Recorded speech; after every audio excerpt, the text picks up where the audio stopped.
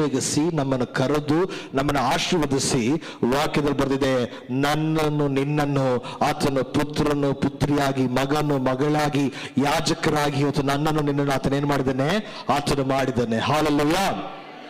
ಇವಾಗ ಓದ್ಕೊಳ್ಳೋಣ ಕೀರ್ತನೆ 105 ಬರೆಯಲ್ಪಟ್ಟಂತ 8ನೇ ವಚನ ಓದ್ಕೊಳ್ಳೋಣ. ಆ ಕೀರ್ತನೆ 105:8. ಕೀರ್ತನೆ 105:8.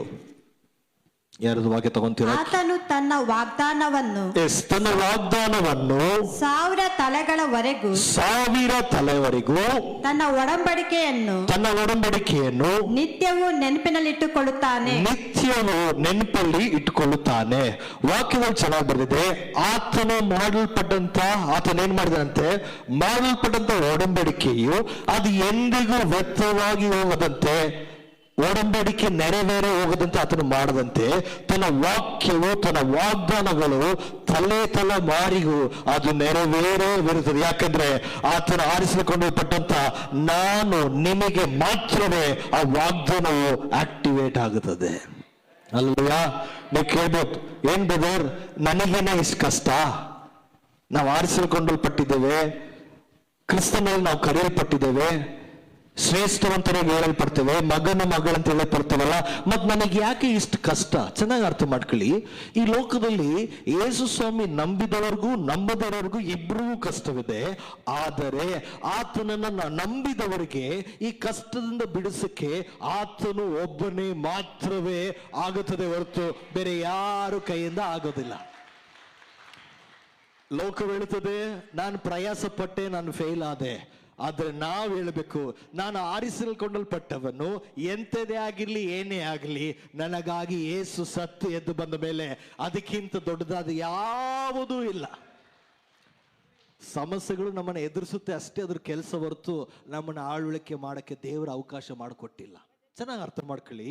ಈ ಲೋಕದಲ್ಲಿ ಇರುವಂತ ಯಾವುದೇ ಆಗಲಿ ಕ್ರಿಸ್ತನ ಪ್ರೀತಿಯಿಂದ ನನ್ನನ್ನು ನಿನ್ನನ್ನು ಅಗಲಿಸಕ್ಕೆ ಆಗೋದಿಲ್ಲ. ಯಾಕಂದ್ರೆ ನಾವು ಮೊದಲನೇ ಆರಿಸಲ್ಪಟ್ಟವರಾಗಿದ್ದೇವೆ. ನಾವು ತಾಯಿನ ಗರ್ಭದಲ್ಲಿ ಇರುವಾಗ್ಲೇನೆ ನಮ್ಮನ್ನ ಹೆಸರನ್ನಿಟ್ಟು, ನೀನ್ ಈ ತರ ಇರಬೇಕು, ಇಂಥ ಬಣ್ಣದಲ್ಲಿ ಇರಬೇಕು, ಈ ತರ ಕಲರ್ ಇರಬೇಕು, ಇಂಥ ಊರಲ್ಲಿ ನೀನು ಇಂಥ ಸಭೆಗೆ ಹೋಗ್ಬೇಕು, ನಾನಿನ್ನ ಆಶೀರ್ವದಿಸಿದೆ ಅಂತೇಳಿ ನಾವು ಹುಟ್ಟಕ್ಕಿಂತ ಮುಂಚೆನೆ ನಮ್ಮನ್ನ ರೂಪಿಸಿ ರಚಿಸಿ ನಮ್ಮನ್ನ ಈ ಲೋಕಕ್ಕೆ ಕಳಿಸಿದ ಮೇಲೆ ಅರ್ಧದಲ್ಲಿ ಬಿಡುವಂತ ನಮ್ಮ ದೇವರಂತ ದೇವರಲ್ಲ. ಹಲ್ಲೆಲೂಯಾ. ಆತನು ಸತ್ತು ಎದ್ದು ಇವತ್ತು ನಮ್ಮ ಒಳಗಡೆ ವಾಸ ಮಾಡ್ತಿದ್ದಾನೆ ಅಂದ್ರೆ ವಾಕ್ಯದಲ್ಲಿ ಚೆನ್ನಾಗಿ ಬರೆದಿದೆ, ನಾವು ಮೋಶೆಗಿಂತಲೂ, ಕಾಲೇಬ್ಗಿಂತಲೂ, ಯೋಶುವಗಿಂತಲೂ, ಅಬ್ರಾಮರ್ಗಿಂತಲೂ ನಾವು ಇನ್ನೂ ಮಿಗಿಲಾದವರು. ಅವತ್ತು ಬರೀ ಒಬ್ರು ಇಬ್ರ ಹತ್ರ ಮಾತ್ರ ಪವಿತ್ರಾತ್ಮನು ದೇವರು ಅವ್ರ ಸಂಗಡ ಮಾತಾಡ್ತಿದ್ರು. ಅವ್ರು ತಪ್ಪು ಮಾಡಿದ್ರೆ ದೂರವಾಗಿ ಹೋಗ್ತಿದ್ರು. ಆದ್ರೆ ವಾಕ್ಯದ ಬರೆದಿದೆ, ಇನ್ನ ಮೇಲೆ ನಿಮ್ಮ ಕಣ್ಣಿಗೆ ಕಾಣದಷ್ಟು ದೂರವು ನಿನ್ನ ಪಾಪವನ್ನು ನಾನು ಬಿಸಾಕಿ ಈಗ ನಿನ್ನ ದೇಹವನ್ನು ದೇವರ ಗರ್ಭಗುಡಿಯಾಗಿ ಮಾಡಿ ನಾನು ತಂದೆ ಪವಿತ್ರಾತ್ಮನ ದೇವರು ನಿನ್ನ ಒಳಗಡೆ ವಾಸ ಮಾಡಿ, ಇನ್ನ ಮೇಲೆ ಸೆಂಟ್ರಲ್ಲಿ ಯಾವ ಮಿಡಲ್ ಮ್ಯಾನ್ ಬೇಕಾಗಿಲ್ಲ, ನಾನೇ ಪರಲೋಕದಿಂದ ಇಳಿದು ಬಂದು ನಿನಗಾಗಿ ಎಲ್ಲವನ್ನು ನಿನ್ನ ಮುಖಾಂತರವಾಗಿ ನಾನು ಮಾಡ್ತೇನೆ. ಯಾಕಂದ್ರೆ ನಾನು ನಿನ್ನನ್ನು ಆರಿಸಿಕೊಂಡಿದ್ದೇನೆ. ಹಲ್ಲೆಲೂಯಾ. ಚೆನ್ನಾಗಿ ಅರ್ಥ ಮಾಡ್ಕೊಳ್ಳಿ. ಯಾವಾಗಲ ನಾವು ಬಹಳ ಕಷ್ಟಕ್ಕೆ ಒಳಗಾಗ್ತೀವಲ್ಲ, ಅಂತ ಸಮಯದಲ್ಲಿ ನಾವು ಏನ್ ಮಾಡೋಣ ಅಂತ ಯೋಚನೆ ಮಾಡೋದಕ್ಕಿಂತ ಮಿಗಿಲಾಗಿ ನನ್ನ ಯೇಸು ಈ ನಷ್ಟದಲ್ಲಿ ನನಗೆ ಜಯವನ್ನು ಕೊಟ್ಟಿದ್ದಾನೆ, ಸ್ತೋತ್ರವಂತೇಳಿ ನಮ್ಮ ಪರಿಸ್ಥಿತಿಯನ್ನು ಮಾರ್ಪಡಿಸಕ್ಕೆ ನಾವು ವಾಗ್ದಾನ ವಾಕ್ಯಗಳನ್ನ ನುಡಿಯೋರಾಗಿ ನಾವು ಕಾಣಲ್ಪಡಬೇಕು. ನಿನ್ನ ಪರಿಸ್ಥಿತಿ ಹೇಳ್ತತೆ, ನಿನ್ನ ಕೈಯಲ್ಲಿ ಆಗಲ್ಲ, ಹೋಯ್ತು. ನೀನು ಹೇಳ್ಬೇಕು, ನಾನು ಆರಿಸಲ್ಪಟ್ಟವನು, ನಾನು ಅಭಿಷೇಕಿಸಲ್ಪಟ್ಟವಂತವನು, ನನ್ನ ಬಾಯಿಂದ ಹೋಯ್ತು, ಅಯ್ಯೋ ಇಲ್ಲ ಅಂತ ನಾನು ಹೇಳಲ್ಲ. ದೇವರು ಈ ಪರ್ಮಿಷನ್ ಕೊಟ್ಟು ಈ ಸಮಸ್ಯೆ ನನ್ನ ಹತ್ರ ಬಂದಿದೆ ಅಂದ್ರೆ, ಈ ಸಮಸ್ಯೆ ಒಂದು ರೂಟಲ್ಲಿ ಬಂದ್ರೆ ಓಡುವಾಗ 7 ರೂಟಲ್ಲಿ ಅದು ಹಿಂತಿರುಗಿ ವಾಪಸ್ ಹೋಗೋದಕ್ಕಾಗಿನೇ ಕರ್ತನು ನಿನ್ನ ಪಕ್ಷದಲ್ಲಿ ನಿಂತು ನಮಗಾಗಿ ಯುದ್ಧವನ್ನು ಮಾಡಿ ಜಯಿಸಿದ್ದಾನೆ. ಹಲ್ಲೆಲೂಯಾ. ವಾಕ್ಯದಲ್ಲಿ ಚೆನ್ನಾಗಿ ಬರ್ತಿದೆ, ಆದಾಮನನ್ನು ಏವಾಳನ್ನು ದೇವರು ಹೇಗೆ ರೂಪಿಸದಂತೆ ಅವ್ರನ್ನೇ ಸೃಷ್ಟಿ ಮಾಡಿ ಎಲ್ಲವೂ ಮಾಡಿದ್ರು. ವಾಕ್ಯದಲ್ಲಿ ಬರ್ತಿದೆ, ದೇವ್ರು ಹೇಳಿದ್ರು, ನೀವು ಆ ಮರದ ಹಣ್ಣನ್ನು ತಿನ್ನಬೇಡಿ ಅಂತ ದೇವ್ರು ಹೇಳಿ ಹೋಗ್ಬಿಟ್ರು. ಇವಾಗ ಮೈಂಡಲ್ಲಿ ಡೌಟ್, ಸೈತಾನ್ ಬಂದು ಕೇಳ್ತಾನೆ, ತಿನ್ಬಾರ್ದು ಅಂತ ಹೇಳಿದ್ರಾ? ತಿಂದ್ರೆ ನೀವು ದೇವ್ರ ತರ ಆಗ್ಬಿಡ್ತೀರಾ? ಆಗ್ಲೇ ಅವ್ರು ದೇವರಾಗಿದ್ರು. ಅವರ ಅಧಿಕಾರವನ್ನು ಅವರಿಗೆ ಗೊತ್ತಿಲ್ಲದಂತೆ ಮಾತಲ್ಲಿ ಅವ್ರಿಗೆ ಗೊತ್ತಿರಲಿಲ್ಲ. ನಾವು ಆರಿಸಲ್ಕೊಂಡಲ್ಪಟ್ಟವರು, ದೇವರು ನಮ್ಮನ್ನು ಸೃಷ್ಟಿ ಮಾಡಿದರೆ. ವಾಕ್ಯದಲ್ಲಿ ಬರೆದಿದೆ, ದೇವರು ಹೆಂಗಿದ್ರೋ ಅದೇ ರೂಪದಲ್ಲಿ ಅವ್ರನ್ನ ರೂಪಿಸಿರದಂತೂ ಅದನ್ನ ಮರ್ತೋಗಿ ಸೇತನ ಹತ್ರ ಮಾತಾಡ್ತಿದ್ದಾರೆ. ನಿಮ್ಗೊಂದು ಚೆನ್ನಾಗಿ ಗೊತ್ತಾ, ನಾವು ಎಂಥವರಂತ ನಾವು ಮರ್ತೋದ್ರೆ ಊರು ಹೇಳಂತ ಎಲ್ಲ ಕಾರ್ಯಕ್ಕೂ ನಾವು ಕಿವಿ ಕೊಡ್ತೀವಿ. ನಿನ್ನ ಸಾಲ್ಗಾರ, ನಿನ್ನ ದರಿದ್ರ, ನಿನ್ನ ವೇಸ್ಟು ಅಂತ ಹೇಳೋದೆಲ್ಲಕ್ಕೂ ನಾವು ಕಿವಿ ಕೊಡ್ತೀವಿ. ವಾಕ್ಯ ಹೇಳ್ತತೆ, ನೀನು ದರಿದ್ರನಲ್ಲ, ನೀನು ಇನ್ನೂ ಏನು ಬಡತನದಲ್ಲಿ ಇರೋಂತಲ್ಲ, ನೀನು ಶ್ರೀಮಂತನು, ನೀನು ಆಶೀರ್ವಾದವನ್ನು ಆಡಲ್ ನಾವು ಆಡ್ದ್ವಿ. ನಿನ್ನ ನಂಬಿ ಕಾಯುವವರು ಎತ್ತರಕ್ಕೆ ಹಾರುವರು, ಹದ್ದಿಗೆ ಬರುವಂತ ಬಲವಾಗಿ ಉನ್ನತದಿ ಹಾರುವರು. ವಾಕ್ಯದಲ್ಲಿ ಬರೆಯಲ್ಪಟ್ಟಂತ ವಾಗ್ದಾನಗಳು ಯಾವುದು ಸುಳ್ಳಲ್ಲ. ಮನುಷ್ಯನು ಹೇಳ್ತಾನೆ, ನಾನು ನಿನಗೆ ನಾಳೆ ಸಹಾಯ ಮಾಡ್ತೀನಿ, ನಾನು ನಿನಗೆ ಅದು ಮಾಡ್ತೀನಿ ಅಂತೆಲ್ಲವೂ ಹೇಳ್ಬೋದು. ಅವ್ರ ಮನಸ್ಸನ್ನ ನೀವು ಬೇಜಾರು ಮಾಡಿ ನೋಡ್ರಿ, ಒಳ್ಳೇದು ಮಾಡೋಕ್ಕಾಗುತ್ತೆ ನಿಮಗೆ? ಅವರು ಹೇಳ್ತಾರೆ, ನಾನು ಎಷ್ಟೆಲ್ಲ ಒಳ್ಳೇದು ಮಾಡಿದೆ, ನನಗೆ ಅವ್ರು ಏನು ಮಾಡಿದ್ರು, ದ್ರೋಹ ಮಾಡಿದ್ರು, ನಾನು ಇಷ್ಟೆಲ್ಲ ಮಾಡಿದೆ, ನನಗೆ ಹಿಂಗೆ ಮಾಡಿಬಿಟ್ರು. ವಾಕ್ಯದ ಬರ್ದಿದೆ, ನಿನ್ನಿಂದ ಏನನ್ನು ಎದುರು ನೋಡದಂತೆ ನಿನ್ನನ್ನು ಶ್ರೇಷ್ಠ ಪದವಿಯನ್ನು ಯಾಕೆ ಕೊಟ್ಟಿದ್ರಂದ್ರೆ, ನಿನ್ನನ್ನು ಮಾತ್ರವೇ ಆತನ ಆರಿಸಿಕೊಂಡನ ಹೊರತು ಈ ಲೋಕದಲ್ಲಿ ಎಷ್ಟೋ ಜನರಿದ್ದಾರೆ, ಶ್ರೀಮಂತರಿದ್ದಾರೆ, ಒಳ್ಳೆಯರಿದ್ದಾರೆ, ಎಂತೆಂಥವ್ರಿದ್ರು ಅವ್ರನ್ನೆಲ್ಲ ಆರಿಸ್ಕೊಳ್ಳದೆ ನಿನ್ನನ್ನೇ ದೇವರು ಸ್ಪೆಸಿಫಿಕ್ ಆಗಿ ಆರಿಸಿಕೊಂಡಿದ್ದಾರೆ. ಚೆನ್ನಾಗಿ ಅರ್ಥ ಮಾಡ್ಕೊಳ್ಳಿ. ನಿಮ್ಮ ಊರಲ್ಲಿ, ನಿಮ್ಮ ಮನೆ ಪಕ್ಕದಲ್ಲಿ ಎಷ್ಟೋ ಜನರಿದ್ದಾರೆ, ಅವ್ರನ್ನೆಲ್ಲ ಬಿಟ್ಟು ದೇವರು ನಿನ್ನನ್ನು ಮಾತ್ರವೇ ಆತನ ಆರಿಸಿಕೊಂಡಿದ್ರೆ ನಿನ್ನ ಜೀವಿತದಲ್ಲಿ ಒಂದು ಉದ್ದೇಶವು, ಆತನ ಸಂಕಲ್ಪವು ನಿನ್ನ ಜೀವಿತದಲ್ಲಿ ನೆರವೇರಕ್ಕಾಗಿನೇ ದೇವರು ನಿನ್ನನ್ನು ಆರಿಸಿಕೊಂಡಿದ್ದಾನೆ. ಹಲ್ಲೆಲೂಯಾ. ಅಯ್ಯೋ ಬ್ರದರ್, ನನಗೆ ಸುವಾರ್ತೆ ಲೇಟಾಗಿ ಹೇಳಿದ್ರು, ನಾನೀಗ 1 ವರ್ಷ ಆಯ್ತು, 2 ವರ್ಷ ಆಯ್ತು, 3 ತಿಂಗಳಾಯ್ತು. ಪರವಾಗಿಲ್ಲ, ದೇವರ ಸಂಕಲ್ಪ ಹೇಗಿತ್ತು ಅದು ಹಾಗೆ ನೆರವೇರ್ತಿದೆ. ನೀನ್ ಲೋಕದಲ್ಲಿ ಎಲ್ಲೇ ಸುತ್ಕೊಂಡು ಬಂದ್ರು ಆತನು ಹೇಳಿದಂತ ಕಾಲವು ಆತನು ಹೇಳಿದಾಗನೇ ನೆರವೇರ್ತದೆ. ಯಾಕಂದ್ರೆ ನಾನು ಆತನ ಕೈಯಲ್ಲಿ ಸೃಷ್ಟಿ ಮಾಡಲ್ಪಟ್ಟಿರೋದ್ರಿಂದ, ಆತನಿಂದ ನಾವು ನೇಮಿಸಲ್ಪಟ್ಟಿರೋದ್ರಿಂದ, ನಾವು ಆತನ ಮಕ್ಕಳಾಗಿರೋದ್ರಿಂದ, ನಾವೇನೇ ಸರ್ಕಸ್ ಮಾಡಿ ಪಲ್ಟಿ ಮಾಡಿ ರೌಂಡ್ ಮಾಡಿದ್ರು ಆತನು ಹೇಳಿದ ಜಾಗಕ್ಕೇನೆ ನಾವು ಬರ್ತೇವೆ. ಹಲ್ಲೆಲೂಯಾ. ನಿನ್ನ ಪರಿಸ್ಥಿತಿಗಳು ಅಷ್ಟೇ, ನಿನ್ನ ಎಷ್ಟೇ ಬದಲಾಯಿಸಿದ್ರು ಏನೇ ಮಾಡಿದ್ರು ಚೆನ್ನಾಗಿ ಅರ್ಥ ಮಾಡ್ಕೊಳ್ಳಿ, ಕರೆದಾತನು ನಂಬಿಗಸ್ತನು, ಆತನ ಸ್ವರಕ್ಕೆ ನೀನು ಕಿವಿ ಕೊಟ್ರೆ ಸಾಕು. ವಾಕ್ಯದಲ್ಲಿ ಬರೆದಿದೆ, ನಿನ್ನನ್ನು ಮೇಲಕ್ಕೆ ಎತ್ತುವಂತ ನನ್ನ ತಂದೆ ಯಾವತ್ತು ನಿನ್ನ ಮುಖವನ್ನು ಕೆಳಗೆ ಲಜ್ಜೆ ಬೀಳದಂತೆ ನಿನ್ನ ಎತ್ತರಕ್ಕೆ ಆತನ ಆರಿಸುತ್ತಾನೆ.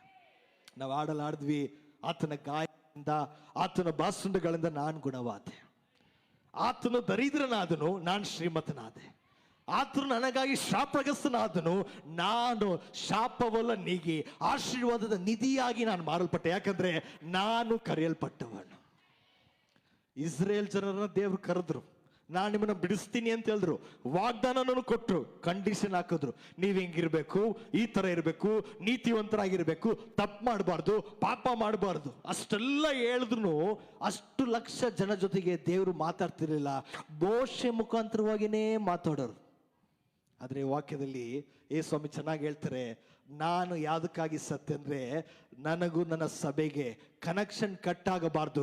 ನನ್ನ ಸಭೆಯೊಳಗೆ ನಾನೇ ಪ್ರವೇಶಿಸಿ, ಇನ್ನು ಯಾರು ಸೆಂಟ್ರಲ್ ಇದ್ದು ಅಲ್ಲಿಂದ ಇಲ್ಲಿಗೆ, ಎಲ್ಲಿಂದ ಆ ಕಡೆಗೆ ಬೇಕಾಗಿಲ್ಲ, ನಾನೇ ಅವರ ಸಂಗಡ ಬಂದು ನಾನು ನನ್ನ ಬೀಡಾರವನ್ನು ಅವರ ಮಧ್ಯದಲ್ಲೇ ನಾನು ಕಟ್ಟುತ್ತೇನೆ.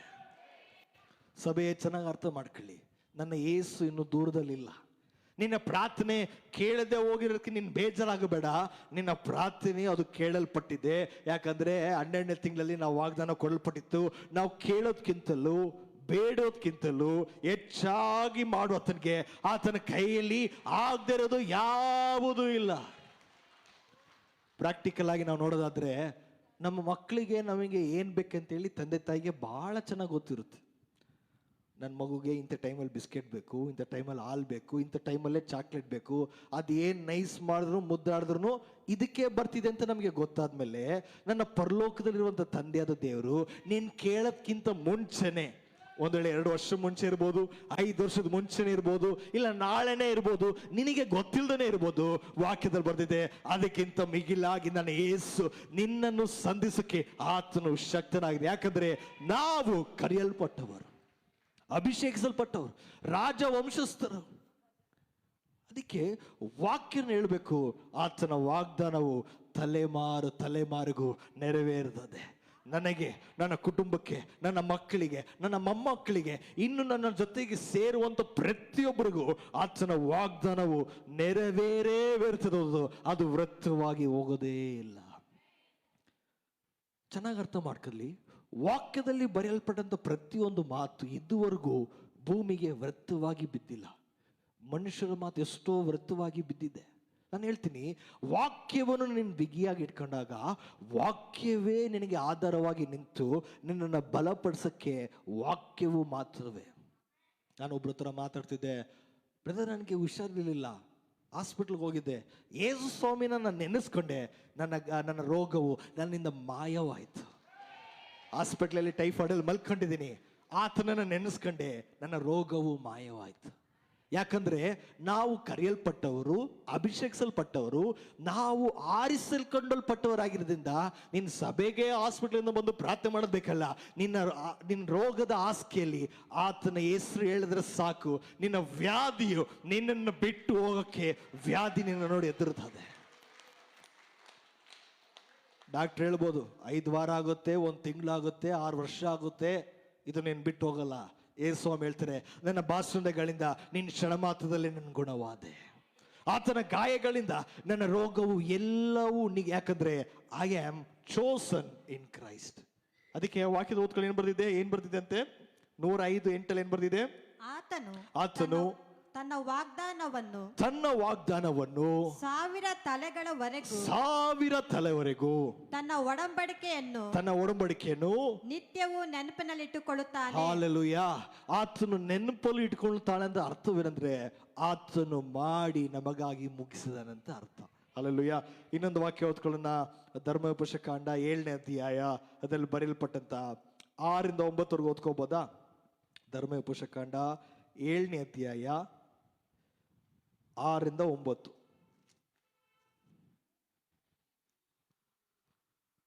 ಯಾಕೆಂದರೆ ನಿಮ್ಮ ದೇವರಾದ ಯೆಹೋವನಿಗೆ ಮೀಸಲಾದ ಜನರಾಗಿದ್ದೀರಲ್ಲವೇ? ನೀವು ಮೀಸಲಾದ ಜನರಾಗಿದ್ದೀರಲ್ಲವೇ? ಆತನು ಭೂಲೋಕದಲ್ಲಿರುವ ಸಮಸ್ತ ಜನಾಂಗಗಳಲ್ಲಿ ನಿಮ್ಮನ್ನೇ ಸ್ವಕೀಯ ಜನರಾಗಿ ಆತನು ಏನ್ ಮಾಡಿದಾನೆ? ಆದುಕೊಂಡನು. ಹಾಲೆಲೂಯಾ.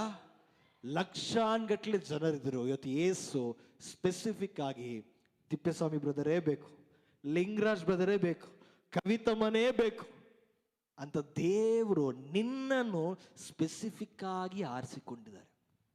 ನಿನ್ನ ಕರುವಿಕೆಯನ್ನು ವ್ಯರ್ಥಪಡಿಸದಂತೆ ಆತನು ನನ್ನ ಕರೆದಾದ ಮೇಲೆ ಆತನು ತನ್ನ ವಾಗ್ದಾನವನ್ನು ನೆರವೇರಿಸಕ್ಕೆ ಆತನು ಶಕ್ತನು. ನೋಡಿ, ವಾಗ್ದಾನ ಬರೆದಿದೆ, ಅನೇಕ ಲಕ್ಷಗಟ್ಟಲೆ ಜನರಿದ್ರು, ನಿನ್ನನ್ನು ಸ್ಪೆಸಿಫಿಕ್ ಆಗಿ ನಿನ್ನನ್ನೇ ದೇವರು ಆರಿಸಿದಾರೆ ಹೊರತು ನಿಮ್ಮ ಮನೆ ಪಕ್ಕದವ್ರು ಇರೋರಲ್ಲ, ನೀನು ಕೆಲಸ ಮಾಡುವಂಥ ಜಾಗದಲ್ಲಿ ಇರುವಂಥವ್ರಲ್ಲ, ನಿನ್ನನ್ನೇ ದೇವರು ಆತನು ಆರಿಸಿಕೊಂಡ. ಕೇಳೋ ಓದ್ಕೊಂಡು ಬರ್ತಿದೆ, ನಿಮ್ಮನ್ನು ಎಲ್ಲ ಜನಾಂಗಗಳಲ್ಲಿ ಹೆಚ್ಚು ಮಂದಿ ಎಂದು ಇಷ್ಟಪಟ್ಟು ಆದುಕೊಳ್ಳಲಿಲ್ಲ. ನೀವು ಎಲ್ಲಾ ಜನಾಂಗಗಳಿಗಿಂತಲೂ ಸ್ವಲ್ಪ ಮಂದಿಯಷ್ಟೇ. ಯೆಹೋವನು ನಿಮ್ಮನ್ನು ಪ್ರೀತಿಸಿ, ನಿಮ್ಮ ಊರಲ್ಲಿ ಅನೇಕ ಜನರು ಇರ್ಬೋದು, ಇಲ್ಲ ಏನೋ ನಿಮ್ಮ ಕುಟುಂಬ ಬಹಳ ದೊಡ್ಡದಂತ ದೇವ್ರು ನಿಮ್ಮನ್ನು ಆರಿಸ್ಕೊಂಡಿಲ್ಲ, ನೀವು ಎಂಥವರಂತೇಳಿ ದೇವ್ರು ನಿಮ್ಮನ್ನು ನೋಡಿ ಆರಿಸಿಲ್ಲ.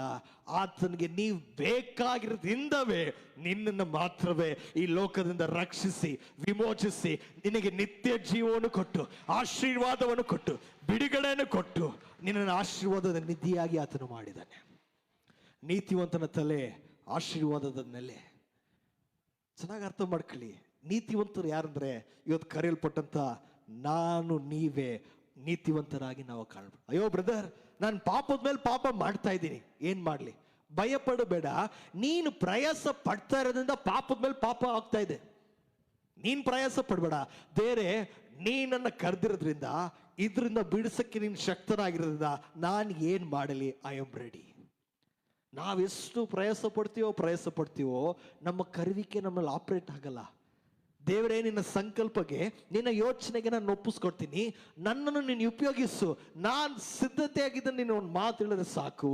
ಕರೆದಾತನು ನಿನ್ನನ್ನು ಮುಂದೆ ನಡೆಸಕ್ಕೆ, ಕೊನೆಯವರೆಗೂ ನಡೆಸಕ್ಕೆ ಆತನು ಶಕ್ತನಾಗಿದ್ದಾನೆ. ಹಲ್ಲೆಲೂಯಾ.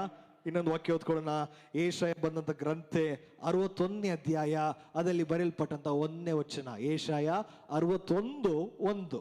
ಕರ್ತನಾದ ಯೆಹೋವನ ಆತ್ಮವು, ಆತನ ಆತ್ಮವು ನನ್ನ ಮೇಲೆ ಅದೇ. ಯಾರ ಮೇಲಿದೆ?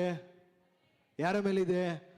ಎಲ್ಲಾರು ನಿಮ್ ಕೈ ತಗೊಂಡು ತಲೆ ಮೇಲೆ ಇಟ್ಟು ಹೇಳ್ತೀರಾ, ಕರ್ತನ ಆತ್ಮವು ಯಾರ ಮೇಲಿದೆ?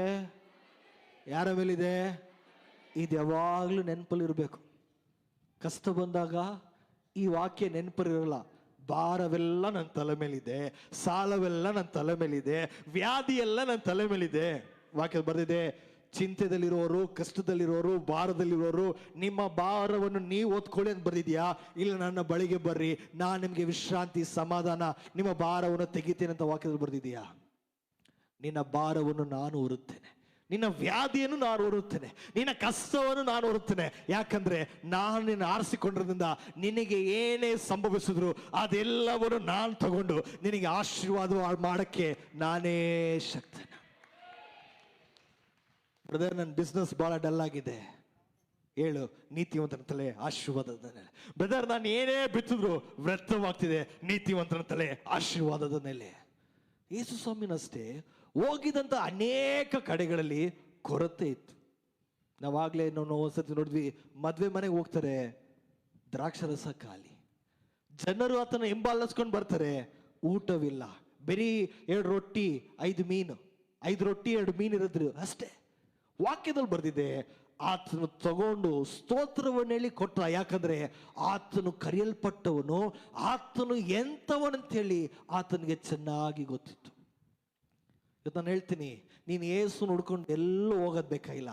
ಏಸುವೇ ನಿನ್ನ ಸಂಗಡ ಇರೋದ್ರಿಂದ ನಿನ್ನ ಬಾಯನ್ನು ತೆಗೆದು ಆತನ ವಾಕ್ಯದಲ್ಲಿ ಬರೆಯಲ್ಪಟ್ಟಂತ ವಾಗ್ದಾನಗಳನ್ನು ನೀನು ಮಾತಾಡಿದ್ರೆ ಸಾಕು. ಈ ವಾಗ್ದಾನಗಳು ಸುಳ್ಳಾಗಿ ಹೋಗೋದಿಲ್ಲ, ಜೀವವಾಗಿ ಹೋಗಿ ತನ್ನ ಕಾರ್ಯವನ್ನು ಸಾಧಿಸ್ತದೆ. ಯಾಕಂದ್ರೆ ನೀನು ಕರೆಯಲ್ಪಟ್ಟವನು. ಅಯ್ಯೋ ಬ್ರದರ್, ನಾನು ಯೇಸುಸ್ವಾಮಿ ನಂಬಿ 1 ತಾಸು ಆಗೈತೆ ಅಷ್ಟೇ. ಯೇಸುಸ್ವಾಮಿ ನಂಬಿ ಒಂದೇ 1 ದಿನ ಆಗೈತೆ. 1 ದಿನ, 1 ಸೆಕೆಂಡ್, 1 ಅವರ್ ದೇವರಿಗೆ ದೊಡ್ಡದಲ್ಲ. ನೀನ್ ನಂಬಿದ್ರೆ ಆತನ ಮಹಿಮೆಯನ್ನು ಕಾಣ್ತೀಯ. ಯಾಕಂದ್ರೆ ನೀನು ಕರೆಯಲ್ಪಟ್ಟವರು. ನಂಬಿದ ಕೂಡಲೇ ವಾಕ್ಯದಲ್ಲಿ ಬಂದಿದೆ, ನಿನ್ನ ನಂಬಿಕೆಯು ಸಾಸಿವೆ ಕಾಳಷ್ಟು ಇರಲಿ.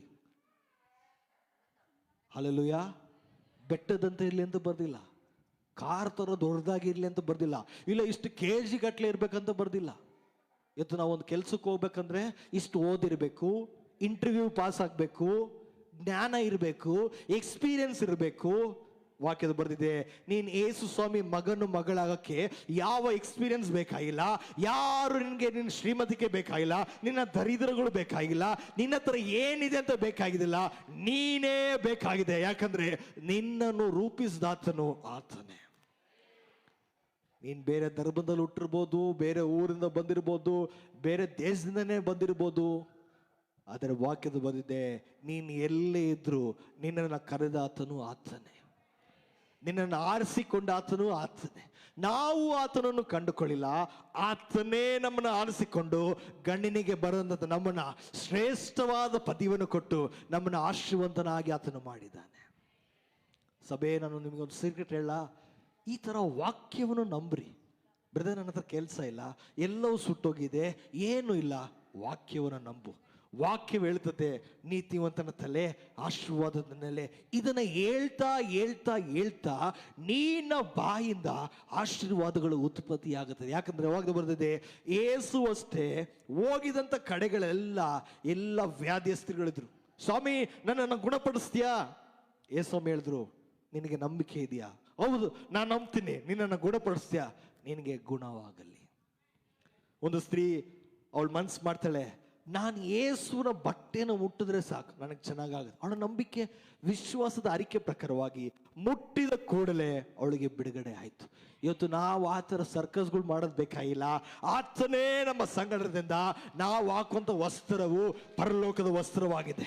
ನಮ್ಮಲ್ಲಿ ಬರುವಂಥ ಫಲಗಳು ಪರಲೋಕದ ಪವಿತ್ರಾತ್ಮದ ಫಲಗಳು ನಮ್ಮ ಒಳಗಡೆ ಇದೆ. ನಮ್ಮ ಹೊಟ್ಟೆ ಒಳಗಡೆಯಿಂದ ಜೀವದ ನದಿಗಳು, ನೀರುಗಳು ನಮ್ಮ ಒಳಗಡೆಯಿಂದ ಬರ್ತಾ ಇರೋದ್ರಿಂದ ನಾವು ಇರುವಂಥ ಸ್ಥಳಗಳಲ್ಲೇ ಆತನು ನಮ್ಮ ಸಂಗಡ ಇದ್ದಾನೆ. ಹಲ್ಲೆಲೂಯಾ. ಅದಕ್ಕೆ ವಾಗ್ದಾನ ಬಂದಿದೆ, ಓದ್ಕೊಳ್ಳಿ. ಕರ್ತನ ಆತ್ಮವು ನನ್ನ ಮೇಲಿದೆ, ಆತನು ನನ್ನನ್ನು ಬಡವರಿಗೆ ಶುಭ ವರ್ತಮಾನವನ್ನು ಸಾರುವುದಕ್ಕೆ, ಬಡವರಿಗೆ ಶುಭವಾರ್ತೆಯನ್ನು ಸಾರೋದಕ್ಕಾಗಿ. ನೀನೆಂತ ಬಡವನೇ ಆಗಿರು, ಏನು ಇಲ್ಲದನೆ ಅಂತ ನಿನಗೆ ಶುಭವಾರ್ತೆನ ಹೇಳ್ತಾರೆ, ನಾನು ನಿನ್ನ ಆಶೀರ್ವಾದ ನಿಧಿಯಾಗಿ ಮಾರ್ಪಡಿಸ್ತೀನಿ. ಅಯ್ಯೋ ಬ್ರದರ್, ಎಲ್ಲವೂ ಸುಟ್ಟೋಯ್ತು. ಎಲ್ಲವೂ ಸುಟ್ಟೋಗಿಲ್ಲ, ನಿನಗಾಗಿ ಹೊಸವಾದ ಬಾಗ್ಲನ್ನು ತೆರೆದಿದ್ದೇನೆ. ಯಾಕಂದ್ರೆ ನಾನು ನಿನ್ನನ್ನು ಆರಿಸಿಕೊಂಡಿರೋದ್ರಿಂದ ನೀನು ಕೇಳೋದ್ಕಿಂತ ಡಬಲ್ ಆಗಿ ನಾನು ಮಾಡಕ್ಕೆ ಶಕ್ತನ. ಒಂದು ವೇಳೆ ತಡವಾಗ್ಬೋದು, ನಿಧಾನವಾಗಿರ್ಬೋದು, ನನ್ನ ಏಸಪ್ಪ ನಿನಗೆ ಕೊಡುವಾಗ ಎಷ್ಟು ಲೇಟ್ ಆಗುತ್ತೋ ಲೇಟೆಸ್ಟ್ ಆಗಿ ನನ್ನ ದೇವರು ಅನ್ಕೊಡ್ತಾರೆ. ತಕ್ಕ ಕಾಲದಲ್ಲಿ ತಕ್ಕ ಸಮಯದಲ್ಲಿ ನಿನಗೆ ಏನು ಕೊಡ್ಬೇಕಂತ ನನ್ನ ಯೇಸುವಿಗೆ ಚೆನ್ನಾಗಿ ಗೊತ್ತಿದೆ. ಓದ್ಕೊಳ್ಳಿ, ಏನ್ ಬರ್ತಿದೆ? ಶುಭವಾರ್ತೆಯನ್ನು ಸಾರಲು ಅಭಿಷೇಕಿಸಿದನು. ಏನ್ ಮಾಡಿದರೆ? ನಮ್ಮ ತಲೆಯಲ್ಲಿ ಅಭಿಷೇಕವಿದೆ.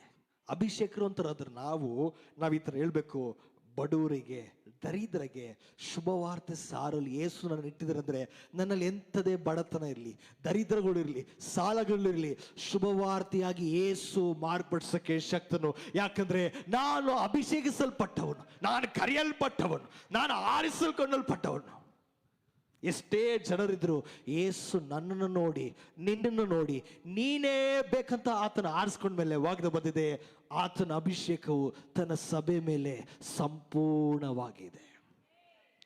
ಎಷ್ಟು ನೀನು ಪ್ರೆಷರ್ಗೆ ಒಳಗಾಗ್ತಿ ಹೇಳು, ನಾನು ಅಭಿಷೇಕಿಸಲ್ಪಟ್ಟವನು. ನಾನು ಶುಭವಾರ್ತೆಯನ್ನು ಹೇಳಕ್ಕಾಗಿಯೇ ನಾನಿರೋದು.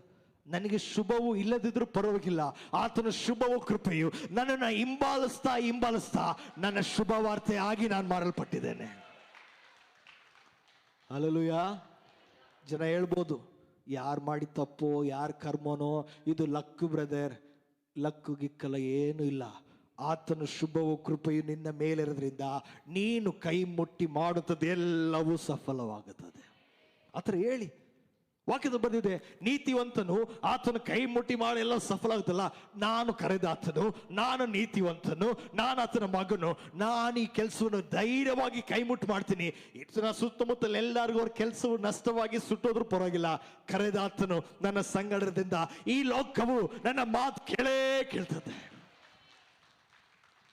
ಹಲ್ಲೆಲೂಯಾ.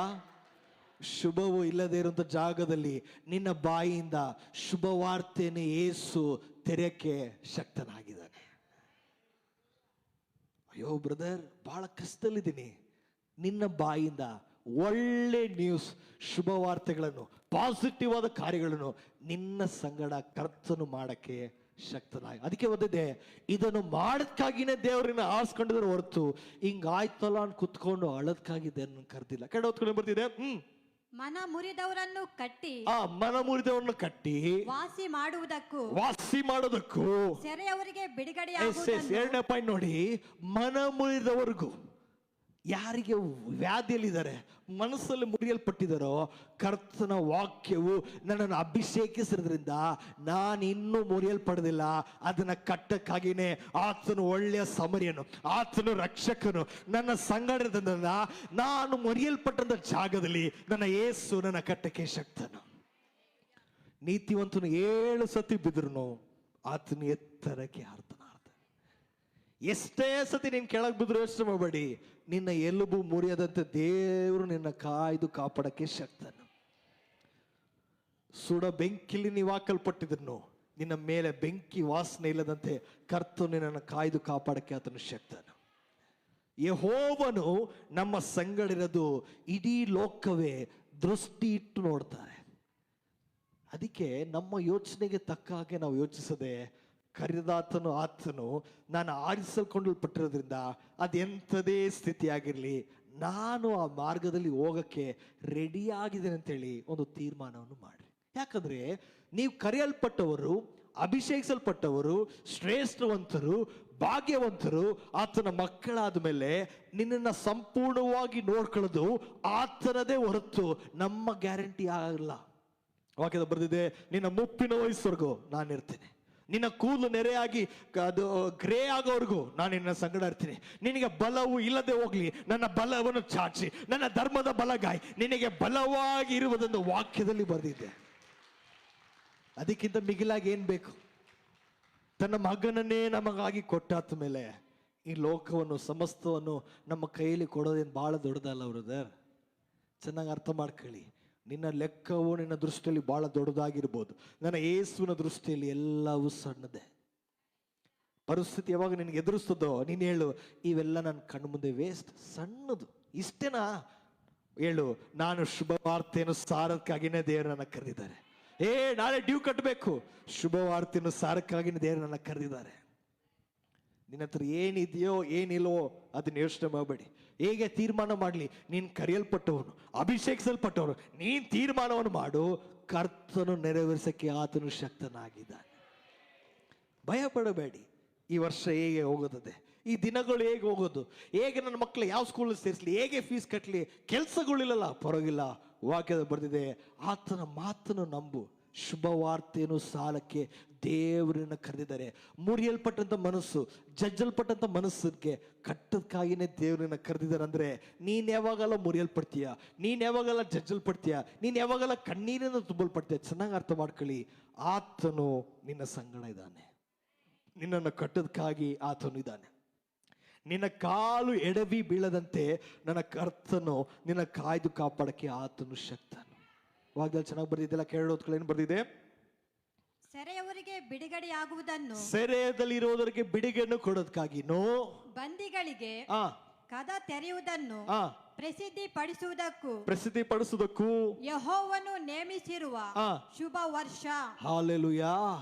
ಯಾರೆಲ್ಲ ಬಂಧನದಲ್ಲಿದ್ದಾರೆ, ಕತ್ತಲಲ್ಲಿದ್ದಾರೆ, ಕಷ್ಟದಲ್ಲಿರೋರೆ ಅಂಥವ್ರನ್ನ ಬಿಡಿಸೋದಕ್ಕಾಗಿನೇ ಯೇಸು ಇವತ್ತು ನನ್ನನ್ನು ನಿನ್ನನ್ನು ಆತನು ಕರೆದಿದ್ದಾನೆ.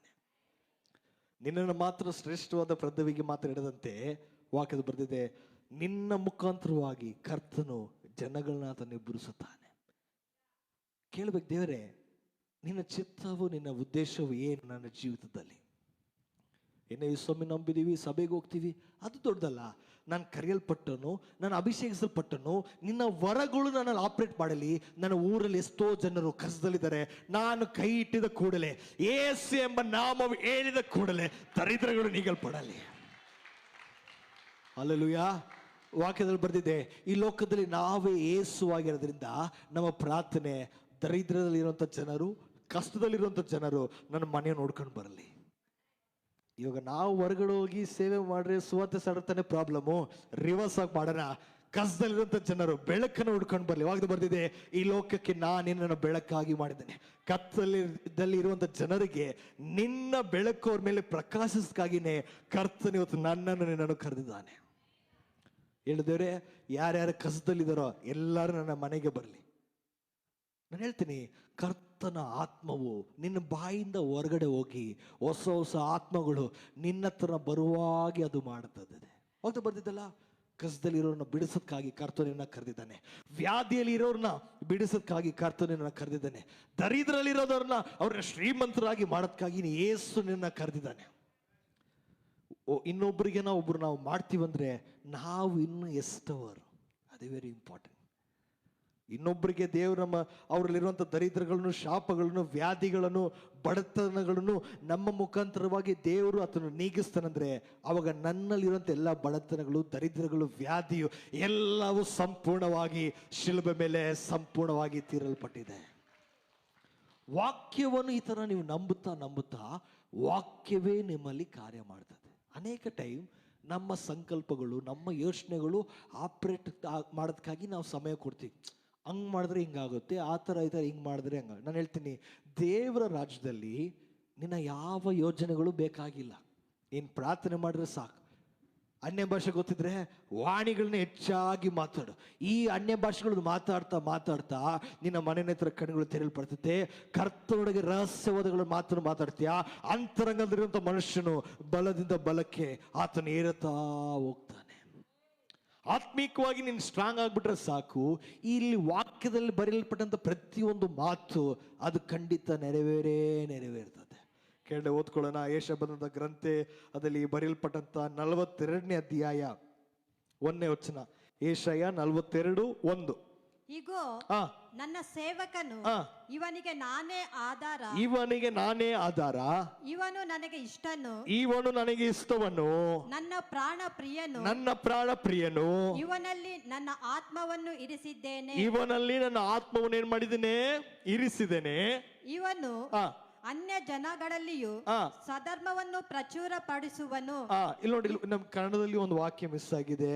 ಈಸ್ ಮೈ ಚೋಸನ್ ಒನ್ ಅಂತ ಮಿಸ್ ಆಗಿದೆ. ನಮ್ಮ ಇಂಗ್ಲಿಷ್ ಅಲ್ಲಿ ಬರೆದಿದೆ ಈ ಇಸ್ ಮೈ ಚೋಸನ್ ಒನ್. ಇವನೇ, ಈತನೇ ನಾನು ಆರಿಸಲ್ಕೊಂಡಲ್ಪಟ್ಟಂತ ಮಗನಾಗಿದ್ದಾನೆ.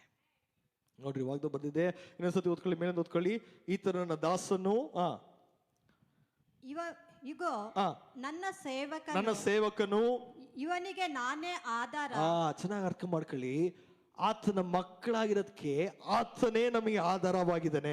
ವಾಕ್ಯದ ಬರ್ತದೆ. ಯಾಕೆ ನಮಗೆ ಆಧಾರವಾಗಿದ್ದಾನೆ ಅಂದ್ರೆ ಆತನು ನಮ್ಮನ್ನು ಆರಿಸಿಕೊಂಡಿರೋದ್ರಿಂದ ಆತನೇ ನಮಗೆ ಬಲವಾಗಿ, ಆಧಾರವಾಗಿ, ಕೋಟೆಯಾಗಿ, ರಕ್ಷಕನಾಗಿ ನಮಗಾಗಿ ಆತನಿದ್ದಾನೆ. ಹಲ್ಲೆಲೂಯ. ಚೆನ್ನಾಗಿ ಅರ್ಥ ಮಾಡ್ಕೊಳ್ಳಿ. ಯಾಕೆ ದೇವರು ನಮ್ಮ ಮೇಲೆ ಇಷ್ಟು ಪ್ರೀತಿ ಇಟ್ಟಿದೆ ಯಾವಾಗ ಬರೆದಿದೆ, ಲೋಕದ ಮೇಲೆ ಎಷ್ಟೋ ಪ್ರೀತಿನಿಟ್ಟು ತನ್ನೊಬ್ಬನೇ ಮಗನನ್ನು ನನಗಾಗಿ ನಿನಗಾಗಿ ಯಾಕೆ ಕಳಿಸ್ರಂದ್ರೆ ನಮ್ಮಲ್ಲಿರುವಂತೆಲ್ಲ ಬಡತನಗಳು, ವ್ಯಾಧಿಗಳು, ಶಾಪಗಳು ಸಂಪೂರ್ಣವಾಗಿ ನೀಗಲ್ಪಟ್ಟು ಆತನು ಪರಲೋಕದಿಂದ ಇಳಿದು ಬಂದು ನಮ್ಮ ಒಳಗಡೆ ವಾಸ ಮಾಡೋದಕ್ಕಾಗಿನೇ ತನ್ನ ಒಬ್ಬನೇ ಮಗನನ್ನು ತನ್ನ ಕಳಿಸಿಕೊಟ್ಟ. ನೋಡಿ, ಚೆನ್ನಾಗಿ ಬರ್ದಿದೆ. ಇನ್ನೊಂದ್ಸತಿ ಓದ್ಕೊಂಡು ಬರ್ದಿದೆ. ಇಗೋ ನನ್ನ ಸೇವಕನು, ಇವನಿಗೆ ನಾನೇ ಆಧಾರ, ಇವನಿಗೆ ನಾನೇ ಆಧಾರ, ಇವನು ನನಗೆ ಇಷ್ಟನು. ನೋಡಿ, ನೀವಂದ್ರೆ ದೇವರಿಗೆ ಇಷ್ಟವರು, ಪ್ರಾಣ ಪ್ರಿಯರು. ಎಂಥವರು? ಇಷ್ಟವರು, ಪ್ರಾಣ ಪ್ರಿಯರು, ಮಕ್ಕಳು, ಯಾಜಕರು. ದೇವರು ನಮ್ಮನ್ನ ಹಲವಾರು ರೀತಿಗಳಿಂದ ನಮ್ಮನ್ನು ಪ್ರೀತಿಸ್ತಾನೆ. ನೀನು ಪ್ರಾರ್ಥನೆ ಮಾಡದೆ ಹೋದ್ರೂ ದೇವರು ನನಗೆ ಒಳ್ಳೆಯದನ್ನು ಮಾಡಿದ್ದಾನೆ. ಸಣ್ಣದಾಗಿ ನೀನು ಯೋಚನೆ ಮಾಡೋದಲ್ಲ, ದೇವರು ನೆರವೇರಿಸ್ತಾನೆ. ಯಾಕಂದ್ರೆ ಎಬಿನೇಜರ್, ಇವತ್ತಿಗೂ ನಾಳೆಗೂ ಇನ್ನು ಮುಂದಕ್ಕೂ ದೇವರು ನಿನ್ನ ನಡ್ಸಕ್ಕೆ ಆತನು ಶಕ್ತನಾಗಿರೋದ್ರಿಂದ ಆತನನ್ನು ದಿನವೂ ದಿನವೂ ದಿನವೂ ಹೊಸದಾದ ಕೃಪೆಯಿಂದ ನಿನ್ನ ಶೃಂಗರಿಸಿ ಮೇಲಕ್ಕೆ ಮೇಲಕ್ಕೆ ಕರ್ಕೊಂಡು ಹೋಗುತ್ತಾನೆ. ಒಗ್ದ ಬಂದಿದೆ, ನನ್ನ ಪ್ರಾಣ ಪ್ರಿಯನು, ನನಗೆ ಇಷ್ಟವಾದವನು. ಹಳೆ ಒಡಂಬಡಿಕೆಯಲ್ಲಿ ದಾವಿದನು, ಅಬ್ರಾಮನು, ಕೆಲವರು ಮಾತ್ರ. ಹೊಸ ಒಡಂಬಡಿಕೆಯಲ್ಲಿ ಇಲ್ಲಿರುವಂತ ಪ್ರತಿಯೊಬ್ಬರು ಆತನಿಗೆ ಪ್ರಾಣ ಪ್ರಿಯರು. ಇಲ್ಲಿರುವಂತ ಪ್ರತಿಯೊಬ್ಬರು ಆತನ ಮಗನು, ಮಗಳು, ಯಾಜಕರು, ಶ್ರೇಷ್ಠವಂತರು, ಆತನ ಪುತ್ರರಾಗಿದ್ದೇವೆ. ಹಲ್ಲೆಲೂಯಾ. ಯಾರೋ ಒಬ್ರು ಇಬ್ರು ಮಾತ್ರ ದೇವರಿಗೆ ಫೇವರೇಟ್ ಅಲ್ಲ. ಇಲ್ಲಿರುವಂತ ಪ್ರತಿಯೊಬ್ಬರು ಆತನಿಗೆ ಫೇವರೇಟ್ ಆಗಿದೆ. ಕೆಳಗೆ ಓದ್ಕೊಳ್ಳೋಣ. 2ನೇ ವಚನ ಓದ್ಕೊಳ್ಳೋಣ. ಏನ್ ಬರ್ದಿದೆ? ಇವನು ಕೂಗಾಡೋದಿಲ್ಲ, ಆರ್ಭಟಿಸುವುದಿಲ್ಲ, ಬೀದಿಗಳಲ್ಲಿ ಇವನ ಧ್ವನಿಯೇ ಕೇಳಿಸುವುದಿಲ್ಲ. ಜಜ್ಜಿದ ದಂಟನ್ನು ಮುರಿದು ಹಾಕದೆ, ಕಳೆಗುಂದಿದ ದೀಪವನ್ನು ನಂದಿಸದೆ, ಸಧರ್ಮವನ್ನು ಪ್ರಚುರಪಡಿಸಿ ಸಿದ್ಧಿಗೆ ತರುವನು. 5ನೇ ವಚನ ಓದ್ಕೊಳ್ಳಿ. ಏನ್ ಬರ್ದಿದೆ? ಆಕಾಶ ಮಂಡಲವನ್ನುಂಟು ಮಾಡಿ ಅರವಿ ಭೂಮಂಡಲವನ್ನು ಅದರಲ್ಲಿನ ಉತ್ಪತ್ತಿಯನ್ನು ವಿಸ್ತರಿಸಿ ಲೋಕದ ಜನರಿಗೆ ಪ್ರಾಣವನ್ನು ಹೌದು ಭೂಚರರಿಗೆ ಜೀವಾತ್ಮವನ್ನು ದಯಪಾಲಿಸುವ ಯೆಹೋವನೆಂಬ ದೇವರು ಈಗನ್ನುತ್ತಾನೆ. 6ನೇ ಓದ್ಕೊಳ್ಳಿ. ಏನ್ ಬರ್ದಿದೆ? ಏನನ್ನುತ್ತಾನೆ? ನೀನು ಕುರುಡರಿಗೆ ಕಣ್ಣು ಕೊಟ್ಟು ಬಂದಿಗಳಿಗೆ ಸೆರೆಯಿಂದಲೂ. ಒಂದು ನಿಮಿಷ, ನಿಮ್ಮಲ್ಲಿ ಆತನ ಕೈಯನ್ನು ಹಿಡಿವೇನೆ ಅಂತ ಬರ್ದಿಲ್ವಾ? ನಿಮ್ಮ ಮಾರ್ಗವನ್ನು ಸಿದ್ಧಪಡಿಸುತ್ತೇನೆ. ಓದ್ಕೊಳ್ಳಿ. ನಾನು ನನ್ನ ಧರ್ಮದ ಸಂಕಲ್ಪಕ್ಕೆ ಅನುಸಾರವಾಗಿ ನಿನ್ನನ್ನು ಕರೆದವನು ಕೈ ಹಿಡಿದು ಕಾಪಾಡಿ ನನ್ನ ಜನರಿಗೆ ಒಡಂಬಡಿಕೆಯ ಆಧಾರವಾಗಿ ಏನೇನ್ ಮಾಡ್ತೇನೆ? ಅನ್ಯ ಜನರಿಗೆ ಬೆಳಕನ್ನಾಗಿಯೂ ನೇಮಿಸಿದ್ದೇನೆ. ಹಾಲೆಲೂಯ. ಮೇಲೆ ವಾಕ್ಯದ ನೋಡ್ವಿ, ನನ್ನ ಭಕ್ತರು ನನ್ನ ಮಕ್ಕಳು ಕೂಗಾಡೋದಿಲ್ಲ, ಕಿಚ್ಚಾಡೋದಿಲ್ಲ, ಅಯ್ಯಯ್ಯ ಹೋಯ್ತಂತೇಳಿ ನಷ್ಟವನ್ನು ಅಂದ್ಕೊಳ್ಳೋದಿಲ್ಲ. ವಾಕ್ಯದ ಬರೆದಿದೆ, ನನ್ನ ಧರ್ಮದಲ್ಲಿ ಬಲಗೈ ಅವರನ್ನ ಬಿಗಿಯಾಗಿ ಇಟ್ಟುಕೊಂಡು ಉನ್ನತಕ್ಕೆ ಆತ ನಮ್ಮನ್ನು ಏನ್ ಮಾಡ್ತಾನೆ, ಇಡಕ್ಕೆ ಶಕ್ತನಾಗಿದ್ದಾನೆ. ವಾಕ್ಯದ ಬರೆದಿದೆ, ಪರಲೋಕದ ದ್ವಾರಗಳನ್ನು ತೆಗೆದು ನಮ್ಮನ್ನು ಆತನ ಆಶೀರ್ವದಿಸಿದ್ದಾನೆ. ನನ್ನ ದೇವರು ನನಗೆ ಸ್ವಲ್ಪವಾಗಿ ಸಣ್ಣ ಪುಟ್ಟವಾಗಿ ಕೊಡುವಂತ ನನ್ನ ದೇವರಲ್ಲ, ಆತನು ವಿಶಾಲವಾಗಿ ದೊಡ್ಡದಾಗಿ ನಿನಗೆ ಕೊಡಕ್ಕೆ ಆತನು ಶಕ್ತನಾಗಿದ್ದಾನೆ. ನಮ್ಮ ಪ್ರಾರ್ಥನೆ, ದೇವರೇ ಇದು ಒಂದಾದರೆ ಸಾಕು, ಅದು ಒಂದಾದರೆ ಸಾಕು. ವಾಗ್ದ ಬರೆದಿದೆ, ಪರಲೋಕದ ದ್ವಾರಗಳು ತೆರಲ್ಪಟ್ಟಿದೆ, ನನ್ನ ನೀತಿವಂತನು ಎಂದಿಗೂ ಕಿರ್ಚಾಡೋದಿಲ್ಲ, ಕೂಗಾಡೋದಿಲ್ಲ, ಅಯ್ಯೋ ಹಿಂಗಾಯ್ತಂತ ಅಳೋದಿಲ್ಲ. ಯಾಕಂದ್ರೆ ನಾನೇ ಆತನ ಸಂಗಡ ಇದ್ದು ನಾನು ಏನ್ ಮಾಡ್ತೇನೆ, ಆತನ ಬಲಪಡಿಸುತ್ತೇನೆ. ಕೇಳಿ ಓದ್ಕೊಳ್ಳೋಣ, ಕೀರ್ತನೆ 139 ಅದಲ್ಲಿ ಬರೆಯಲ್ಪಟ್ಟಂತ 1ನೇ ವಚನ ಓದ್ಕೊಳ್ಳಿ. ಏನ್ ಬರೆದಿದೆ? ಕೀರ್ತನೆ 139 ಅದರಲ್ಲಿ 1. ಯೆಹೋವನೇ, ನೀನು ನನ್ನನ್ನು ಪರೀಕ್ಷಿಸಿ ತಿಳಿದುಕೊಂಡಿ. ಇಲ್ಲಿ ಪರೀಕ್ಷಿಸಿ ತಿಳಿದಿ ಅಂತ ಬರ್ದಿದೆ, ನಾವು ಇಂಗ್ಲಿಷ್ ಬರ್ದಿದೆ, ಯು ಹ್ಯಾವ್ ಸರ್ಚ್ ಮೀ, ನನ್ನನ್ನು ಹುಡುಕಿದಾತನು ನೀನೆ. ನಾವು ಎಲ್ಲಿದ್ದೇವೆ ವಾಗ್ದ ಬರ್ದಿದೆ, ನಾವಿರುವಂತ ಸ್ಥಳದಲ್ಲಿ ಆತನು ನಮ್ಮನ್ನು ಹುಡುಕಿಕೊಂಡು ಪರಲೋಕದಿಂದ ಆತನು ಇಳಿದು ಬಂದ. ಯಾಕೆ ಬಂದ? ಓದ್ಕೊಳ್ಳಿ. ನಾನು ಕೂತ್ಕೊಳ್ಳುವುದು ಹೇಳುವುದು ನಿನಗೆ ಗೊತ್ತದೆ. ದೂರದಿಂದಲೇ ನನ್ನ ಆಲೋಚನೆಗಳನ್ನು ಬಲ್ಲವನಾಗಿದೆ. ನಾನು ನಡೆಯುವುದನ್ನು ಮಲಗುವುದನ್ನು ಎಲ್ಲವೂ ಗ್ರಹಿಸಿಕೊಳ್ಳುತ್ತೆ. ನನ್ನ ನಡತೆಯಲ್ಲ ನಿನಗೆ ಗೋಚರವಾಗಿದೆ. ಯೆಹೋವನೇ, ನನ್ನ ನಾಲಿಗೆಯ ಮಾತುಗಳಲ್ಲಿ ನೀನು ಅರಿಯದೆ ಇರುವಂತದ್ದು ಒಂದೂ ಇಲ್ಲ. ಓಕೆ, ಈಗ 13ನೇ ವಚನ ಓದ್ಕೊಳ್ಳಿ. ಏನ್ ಬರ್ದಿದೆ? ನನ್ನ ಅಂತರಂಗದಲ್ಲಿರುವುದನ್ನು ಉಂಟು ಮಾಡಿದವನು ತಾಯಿಯ ಗರ್ಭದಲ್ಲಿ ನನ್ನನ್ನು ರೂಪಿಸಿದವನು ನೀನೇ ಅಲ್ಲವೋ?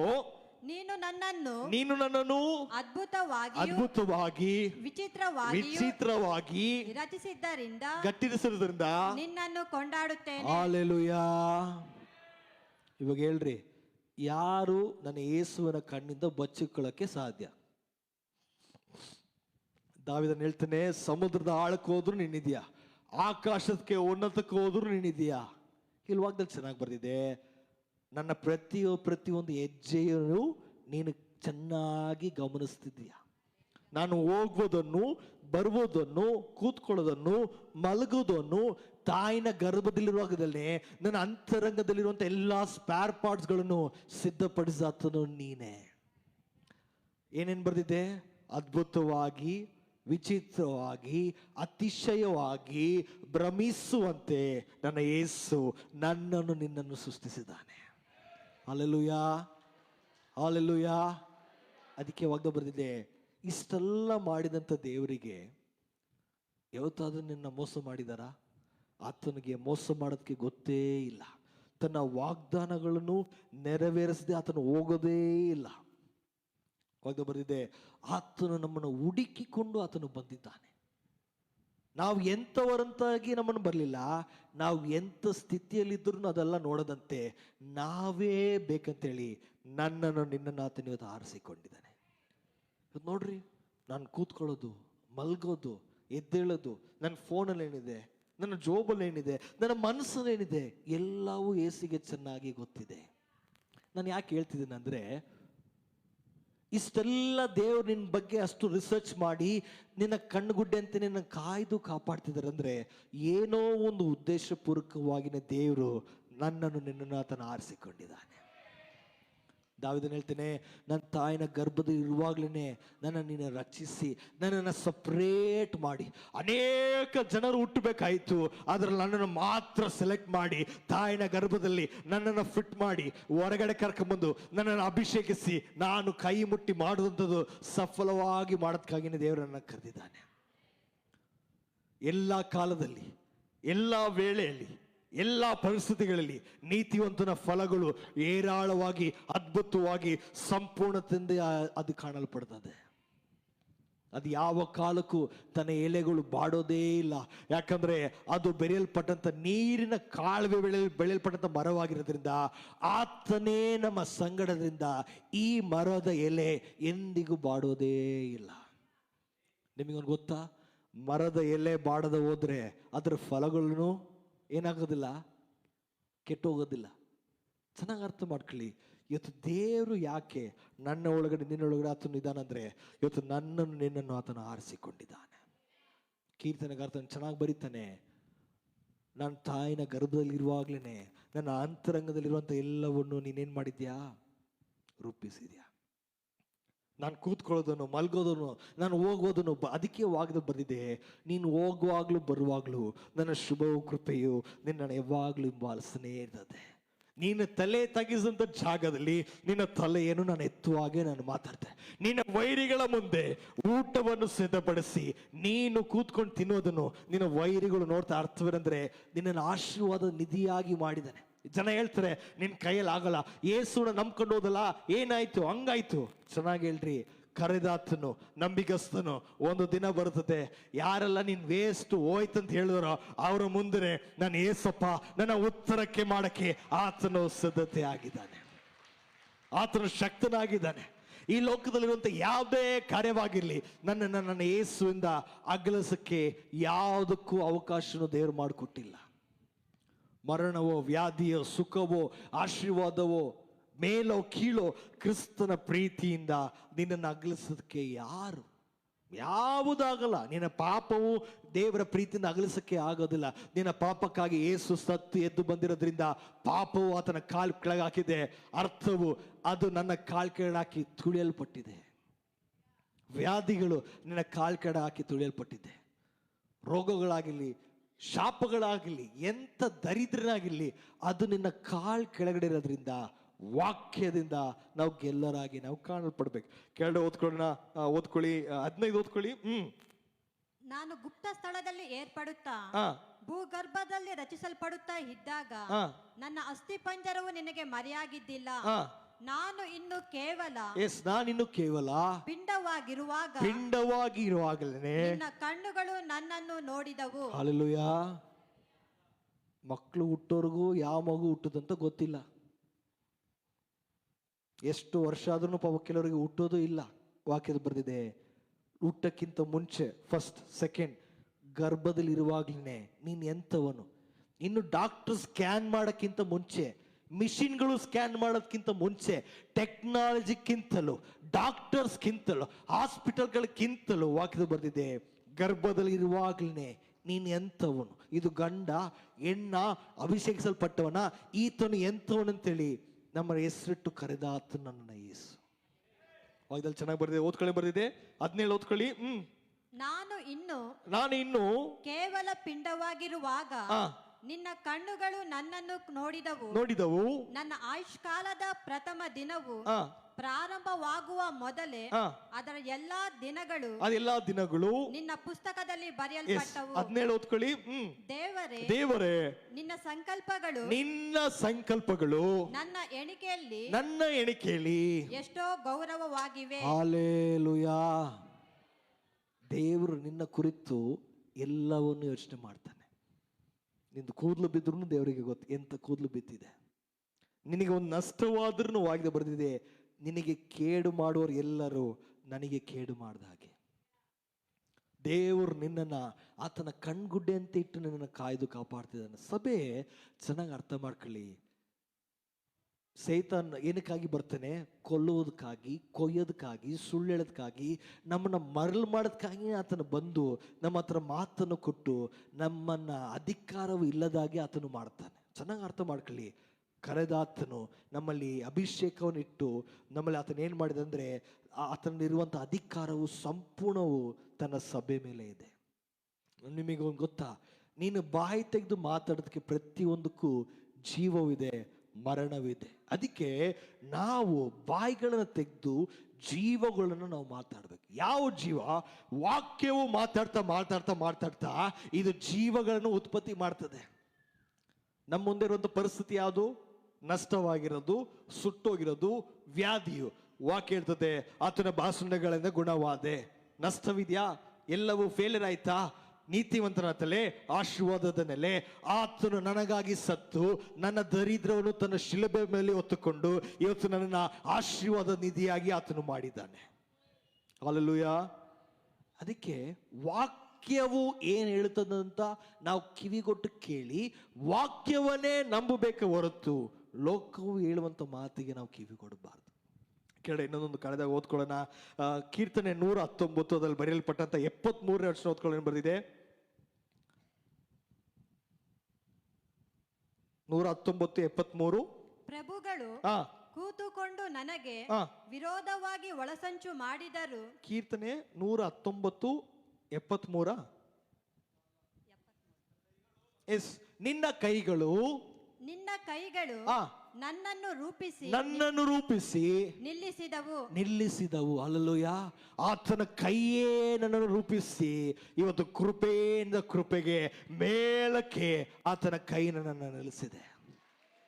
ಇವತ್ತು ನಾವಿರುವುದು ನಮ್ಮ ಆಶೀರ್ವಾದವೋ ಇಲ್ಲ ನಮ್ಮ ವರಗಳು ನಮ್ಮ ತಾಲಂತದಲ್ಲ, ಆತನ ಕೃಪೆಯಿಂದಲೇ ಇವತ್ತು ನಾವು ಅಮೂಲ್ಯವಾಗಿ ನಿಲ್ಲಲ್ಪಟ್ಟಿದ್ದೇವೆ. ವಾಗ್ದಾನ ಚೆನ್ನಾಗಿ ಬರೆದಿದೆ, ನಿನ್ನನ್ನು ರೂಪಿಸಿ ನಿನ್ನನ್ನು ನಿಲ್ಲಿಸಿರೋದೊಂದು ಆತನ ಕೈ ಆಗಿದೆ. ಏಷಯ 45:2 ವಚನ ಓದ್ಕೊಳ್ಳೋಣ. ಏಷಯ 45:2. ಏಷಯ ಬರೆಯಲ್ಪಟ್ಟಂತ ಗ್ರಂಥದಲ್ಲಿ ಬರೆಯಲ್ಪಟ್ಟಂತ 45ನೇ ಅಧ್ಯಾಯ 2ನೇ ವಚನ ಓದ್ಕೋಬೋದಾ? ಕರೆಯಲ್ಪಟ್ಟಂತ ನಮಗೆ ಆತನು ಏನು ಮಾಡ್ತಾನೆ, ಆರಿಸಲ್ಕೊಂಡಲ್ಪಟ್ಟಂತ ನಮಗೆ ವಾಕ್ಯದಲ್ಲಿ ಇವಾಗ ತೋರಿಸ್ತೇನೆ. ಓದ್ಕೊಳ್ಳಿ ಬರ್ದಿದೆ.